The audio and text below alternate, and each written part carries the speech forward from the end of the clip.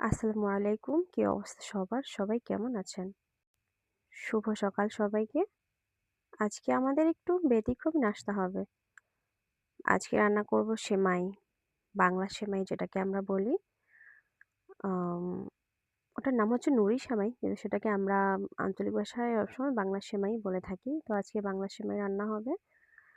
লাচ্ছা সেমাইটা আমার অতটা বেশি একদমই পছন্দ না। আমার আব্বুও পছন্দ করে না। তবে আমার মেয়ে খুবই পছন্দ করে। তো বাংলা সেমাই একটু পাতলা করে রান্না করে সাথে একটু মুড়ি দিয়ে খেতে আমার তো খুবই ভালো লাগে। তো আমি সাথে কয়টা মুড়ি নিয়ে নিলাম।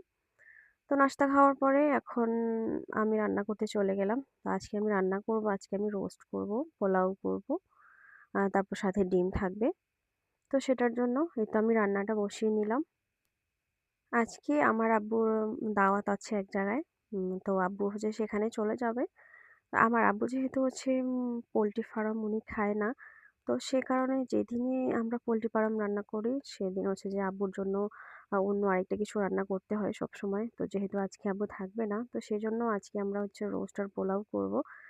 সেজন্য আর বাড়তি কিছু আজকে করা হবে না। বিশেষ করে যেসব ঘরের বাচ্চাদের হচ্ছে যে খাওয়া-দাওয়া নিয়ে একটু জ্বালাতন করে সেসব মায়েদের যে কি অবস্থা হয় সেটা একমাত্র আমিই জানি। আর আপনাদের যাদের এরকম আপনারাও নিশ্চয়ই জানেন যে আপনাদের বাচ্চারা কি পরিমাণ জ্বালাতন করে খাওয়া-দাওয়া নিয়ে। আমার মেয়ে তো কোনো তরকারি একদম খেতেই চায় না। যেটাই রান্না করব সেটা খাবেই না। মানে ভাত খাওয়া নিয়ে কি যে জ্বালাতন করে। ও শুধু হচ্ছে যে ও গোশত খাবে। প্রতিদিন কি গোশত ভালো লাগে মানুষের কাছে? ও বলে যে, "মানুষ কেন প্রতিদিন গোশত খায় না?" বলে, "প্রতিদিন গোশত খেলে কি হয়?" আমি বললাম যে, "প্রতিদিন খেতে, খেতে একদিন দেখবি আর ভালো লাগবে না।" তো যাই হোক রান্নাবান্না শেষ করে এখন হচ্ছে দুপুরবেলা খাওয়ার খাওয়ার পালা এখন। তো আমি আজকে একাই খেয়ে নিচ্ছি। তো আমার মেয়ে হচ্ছে আমার ছেলে তো ছোট, ওকে রেখে খাওয়া যায় না। তো ওকেও রাখছে, তো পরেও খেয়ে নিবে। আমি একাই খেয়ে নিলাম। তারপরে দেখেন বিকালবেলা এই যে আমার বাবাকে নিয়ে একটু হাঁটতে বেরিয়েছি গাড়ি করে। ও হচ্ছে যে কোলে বিশেষ করে এখন থাকতে চায় না। ওকে এখন গাড়িতে বসিয়ে একটু হাঁটাহাঁটি করাচ্ছিলাম, গাড়ি চালাচ্ছিলাম।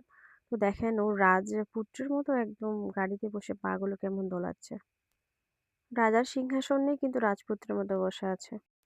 তারপর চলে এলাম আমাদের ক্ষেতে, যেখানে হচ্ছে আমাদের টুকিটাকি কিছু গাছ করেছে। সবজির গাছ। তো সেগুলোই দেখতে এলাম। তো আমার গাছের করলার যে কি একটা অবস্থা।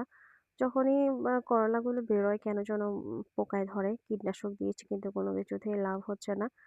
তো গাছগুলোকে দেখছিলাম যে কি অবস্থা। আজকের মতো এখানেই শেষ করছি। আল্লাহ হাফেজ। সবাই ভালো থাকবেন।